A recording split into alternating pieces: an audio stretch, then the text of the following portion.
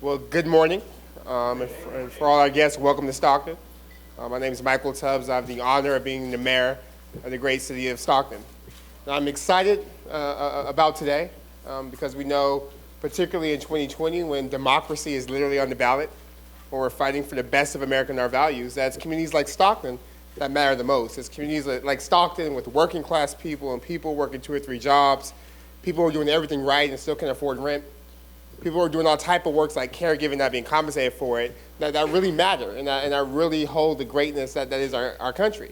And I'm happy today to be joined by former New York City Mayor Michael Bloomberg, who's running for president. Mayor Bloomberg reached out a couple months ago just to learn about what was happening in Stockton.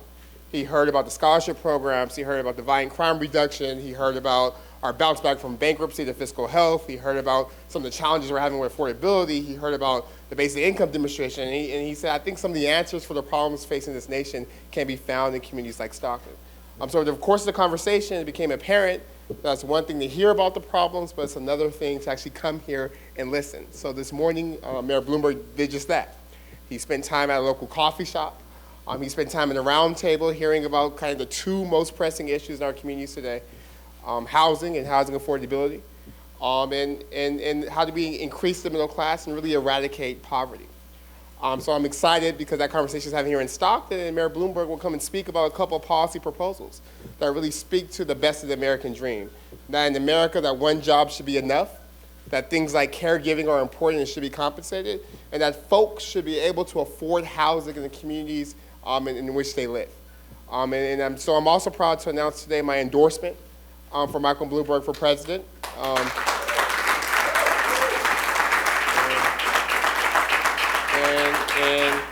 And to serve as one of the national co-chairs. Because again, I think in 2020, I want to be very clear about the stakes here, that democracy, that the rule of law, that who we are as a country is literally the decision we have to make in November. And to do that, we have to have a candidate with the record, with the resources, and the relationships to not just make sure we beat Donald Trump, but make sure something like Donald Trump never happens again. In terms of record, Mayor Bloomberg served 12 years as mayor of the city of New York. And in that time, poverty did not increase. In that time, he innovated great programs around extending the earned income tax credit, building more affordable housing, creating more opportunity, and really making the American dream real for so many New Yorkers. In terms of relationships, since he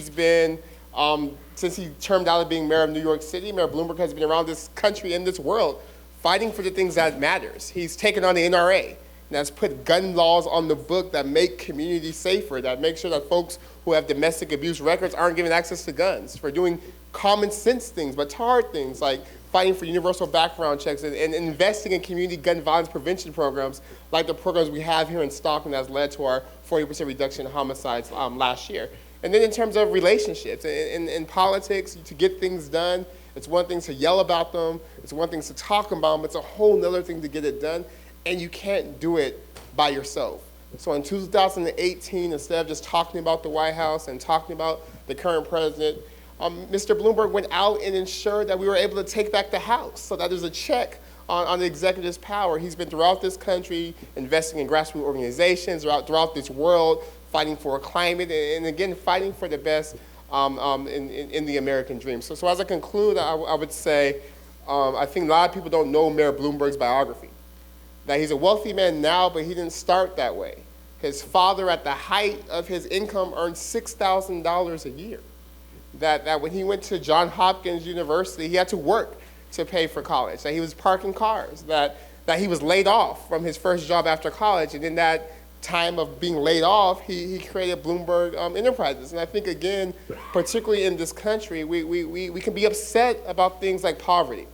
We should be upset with things like massive inequality. We shouldn't be upset about success, because I know as a new father, I hope my son works hard. I hope my son does well. And I hope that when he does well, he does like Mayor Bloomberg did and doesn't forget about other people, but gets involved in the hard work of public service. So again, I'm excited to announce my support for Mayor Bloomberg. I'm excited to be in this fight with you all for, again, the American dream, this country. And I think we have a candidate here, again, with the record, the resources and the relationships, not just to beat Donald Trump, that's the floor, not the ceiling, but to ensure we live in a multiracial, pluralistic democracy. Today, Mayor Bloomberg said something powerful. He said that in a nation so wealthy, there's no excuse for people to be struggling as much as they are. In a nation with so much that folks need some sort of income floor to ensure that they're able to have a foundation upon which to buy boots, to then pull themselves up by their bootstraps. And that's the type of country I'm fighting for. That's the type of country we're fighting for. And that's why I'm pleased to present to you guys today Mayor Michael Bloomberg.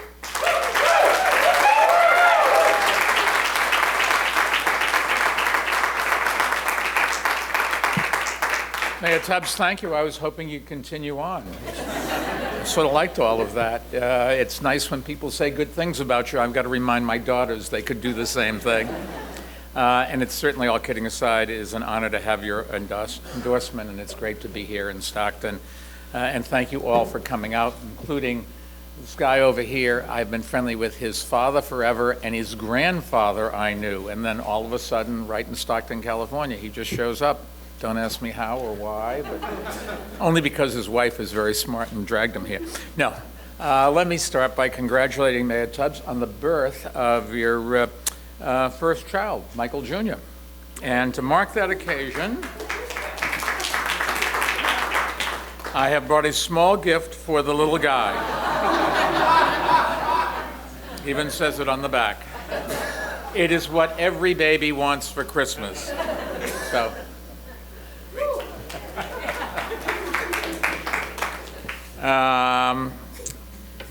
Mayor, I don't know if running for office at a young age will run in your family. I just hope that Michael Jr. doesn't challenge you or me in the next cycle. Tell him to wait a little while before he gets in there. As you all know, Mayor Tubbs did not inherit an easy situation when he was elected. In 2012, Stockton became the largest city in America to file for bankruptcy. And there were two ways to respond when you're in that position. The first is the way our president does, learn nothing and go bankrupt 5 more times. I thought you'd find that funny, bankrupt 6. I guess he found something that he was good at and he stuck with it. The second way was to respond to bankruptcy, all kidding aside, is to recognize what went wrong in the past and to lay out a plan for a brighter future and to work every day to achieve it. And that's exactly what Stockton has done under the leadership of Mayor Tubbs, and he's already made a very big difference in many people's lives. So congratulations, and just keep it up. You're a role model for all of us. I have had a chance to work with a lot of mayors over the last, 17 years, 12 as mayor, and then I guess the last 5 or 6 when we're working in the private sector trying to help mayors. We have a program to train mayors, and so I've gotten to know an awful lot of them. I can just tell you, Mayor Tubbs is the real deal, and this city is lucky to have him. He has one of the most ambitious urban agendas in all of America in terms of fighting poverty, improving schools, reducing homelessness, and improving affordability. Michael thinks big. He's not afraid to take risks, and he's determined to tackle the toughest challenges head on. He is my kind of mayor, and that's why I'm so honored to have earned his endorsement in this campaign. Now, just a few months ago, President Trump called California a disgrace to our country. A disgrace? Just think about that. The President of the United States, called the biggest state in the Union with the most diversity and one of the strongest economies a disgrace. Well, I have to tell you, that bothers me, not as a Democrat, but as an American. The president is not supposed to be the head of a party, but the head of the whole country. And I'm tired of being of this country being a place where we don't talk to each other and where the president just divides us. I've been a number of times in the Senate office buildings where they have a dining room. Republicans and Democrats don't even have lunch together. They're supposed to work together, and the Senate and House is supposed to work with the president and with the judiciary. And if we don't do that, shame on us, but also we don't have the future that we want for our kids. We've got to stop pulling people apart, and we've got to focus on bringing this country together. And that's why I'm running for president. because we need to defeat Donald Trump. And let's start unifying, and let's rebuild this country. The fact of the matter is, we cannot afford 4 more years of the President Trump's reckless and unethical actions. He is a dangerous threat to this country, I think, our values and our national security, and I truly believe that if he wins another term in office, we may never recover from the damage. People say, why did you go from saying you weren't going to run to changing your mind and running?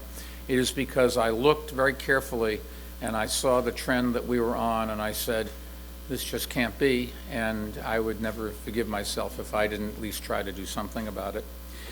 We all know, however, that we can make progress on issues, some of these issues that are really important to the country. Why? Because we did it in New York, and I think we can do it in the whole country. We cut the murder rate in New York in half, and we could do that nationally. There's nothing we did that isn't transferable to the rest of the country. We cut the incarceration rate by 39% in New York, even as it went up in the rest of the country, and we can do that nationally. We can raise graduation rates.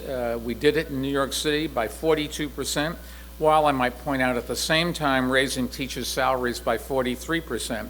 We can do the same thing nationally. If we want great education for our kids, we have to have great teachers in front of them in the classroom. You want great teachers, one of the things you have to do, not the only thing, but one of the things you have to do is you have to pay them fairly so they can focus on our children rather than whether they're going to be able to pay the rent. And if we can build records amount of affordable housing in New York, I think we can do that across the country. I've always been a doer, a problem solver, not really a talker. I've never been to take on tough fights. This is another one of them. I've taken on President Trump and the NRA over gun violence, and I might point out that we won. So when people say, can you beat Donald Trump? There's a good example. We did beat him there. I organized and co-founded something called Every Town for Gun Safety, and that's won stronger gun laws in states across the country against what the president's been trying to do. And I've taken on the president and some of the biggest polluters over climate change, and I've led an effort that has closed more than half the nation's dirty coal-fired power plants. If we can do it, with that issue, we can do it with a lot of things every place. I've also taken on President Trump in something that I'm very proud of, and the tobacco industry over e-cigarettes used by our children. We are now winning some battles, including down the road in San Francisco against Juul. One of the fights I took on as mayor, and that I've continued to work through my foundation, is breaking the cycle of poverty. Today, our campaign is releasing a few of the policies that will make the federal government a full partner for leaders like Michael Tubbs in their work to make housing more affordable and to raise incomes. Before I review some of the details, let me just make one overall point. As president, my job will be to move all America ahead, and that includes committing our country to new and innovative ways to combat poverty. There has to be a war on poverty, a successful one, an innovative one, and one that engages local leaders like Mayor Tubbs. And I think a lot of the times we've had these national programs, we didn't go and down to where the rubber meets the road, and that is the mayors of these cities that really deliver services. Let's start with affordable housing, and let me put things in perspective. Over the past 2 decades, while American families' incomes have stayed flat, the average rent has gone up across this country by 50%. Just think about that. 2 decades, 20 years, no increase in incomes, rent up 50%. How do you think people are going to pay their rent? And earlier this year, the home ownership rate for black families fell to its lowest level since the early 1960s, back when federal housing policy blatantly discriminated against black families. So this really is a crisis, and the proposals that we're releasing today, I think, will help address it. To start, we're going to substantially increase the construction of affordable housing, both through tax credits and direct government spending, just as we did in New York. It cost money, but it turned out to be the right thing for New York, and New York thrived on it. We're also going to increase the supply of affordable housing by providing cities with a major new source of funding if they eliminate restrictions on zoning, particularly near transit areas, just as we did in New York. That let people who couldn't live close to where they were working get in a reasonable and an affordable rate of time, and affordably to their job and back home. We're going to increase the number of Section 8 vouchers and make it easier for people who use them wherever they want to live. And we're going to increase the supply of supportive housing available to those who are homeless or need services, just as we did in New York. We'll also expand federal grants to cities that implement effective programs to prevent and reduce homelessness, problem that almost every city across the country is suffering with. In New York, we cut street homelessness by 28%, and a pilot program we created to prevent homelessness helped reduce shelter use by 20% for participants in the program, and it saved more money than it cost. Now, while we certainly didn't solve the problem, homelessness is still a problem in New York, it's a problem every place. Another program that we created, which provided rental assistance, also showed promise in reducing homelessness before it lost state funding. So we know how to make progress on this issue, and now we want to be able to do it nationally, and we think if given the opportunity, we really can. We also fund cities, we'll also fund city programs that pilot programs that help more families afford a down payment on a home, and it helps reverse decades of discriminatory housing policies. At the same time, we'll strengthen enforcement of the Fair Housing Act and fair lending laws to stop discrimination. Now, all of these steps will make housing more affordable and more available, but to fight poverty, we need to do something even more basic, and that is raise incomes. And we should start with the most straightforward change, raising the minimum wage. We did it in New York. In New York, the minimum wage has gone up to 15%. Across the country, nationally, it is $7.25. You cannot live on $7.25 no matter how hard you work, and you certainly can't put something under the tree at Christmas time. Raising the minimum wage, we think, will lift more people out of poverty. But even that's not enough, and that's why I'm also proposing a dramatic expansion of the Earned Income Tax Credit. I've always been a fan of the Earned Income Tax Credit, particularly the program we have now, which helps parents with children at home. But unfortunately, it does almost nothing for those without young children who are struggling to get by. And we should change that and make it much fairer for everybody. Everybody in this country needs to earn enough money so that they can enjoy the great American dream. And we're going to lower the age of eligibility so more people can qualify for it. And we'll support pilot programs in cities and states to broaden eligibility to new groups, including those who do work and are paid, but not paid enough. In New York, we'll help more people get the EITC. In New York, we helped more people get the Earned Income Tax Credit by filling out the application for eligible workers and then mailing it to them. So all they had to do was sign and return it. And it made a very big difference. An awful lot of people got on the rolls to have that extra $4,000 or $5,000 a year, which is a very big amount of money to the people that qualified. As president, I'll go even further by creating automatic enrollment so people who are eligible actually receive the benefit without having to deal with all the paperwork. Sadly, one of the things we often do is, it sounds good, we pass a program, but we make it difficult for people to use it so we don't have to pay for it. Shame on us. If we're going to have a program, let's make it so that everybody that qualifies can enjoy it. I believe in a simple idea. If you work full-time, you should earn enough to live on, a living wage. There is dignity in every job, and there should be dignity in every paycheck as well.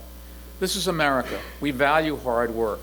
We also are a compassionate country, and we should make sure that those that try to do the right thing, if they need a hand up, let's give it to them and let them participate as well as everybody in this room. Now, many people living in poverty struggle to find steady employment, and many of them are raising young children, and we have to do something to help them too, and we will, by increasing the child tax credit and expanding its eligibility and making it more fully refundable so it benefits the poorest families. One of the best investments I think that we can make in America's future is helping these kids become the leaders of tomorrow. I always believed that America is at its best when we work together to find meaningful and lasting solutions to the big challenges that we face. And that's what I would do if I'm in the White House, and I'm honored to have earned Mayor Tubbs' full support. Finally, let me thank you all for coming out and spending a little of your Wednesday with us. And if you know anyone with a new baby, you know what to get them for the holidays now. All the best, and God bless.